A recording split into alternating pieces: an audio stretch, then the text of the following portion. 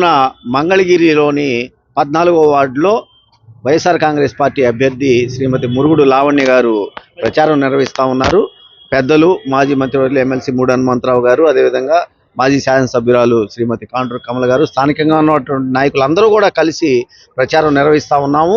ప్రజలందరూ కూడా ముక్త కంఠంతో గౌరవ ముఖ్యమంత్రి జగన్మోహన్ రెడ్డి గారి సంక్షేమ పథకాలు, మంగళగిరి నియోజకవర్గంలో జరిగినటువంటి అభివృద్ధి ఇవన్నీ కూడా మాకు నచ్చినాయి. ఖచ్చితంగా 2019-24 మధ్య మా కుటుంబాలు గౌరవ ముఖ్యమంత్రి జగన్మోహన్ రెడ్డి గారి నుంచి లబ్ధి పొందినాయి కాబట్టి అదే స్థాయిలో మేమంతా కూడా జగన్మోహన్ రెడ్డి గారికి అండగా నిలబడతాము. మేము మురుగుడు లావణ్య గారిని ఖచ్చితంగా గెలిపించుకుంటాము.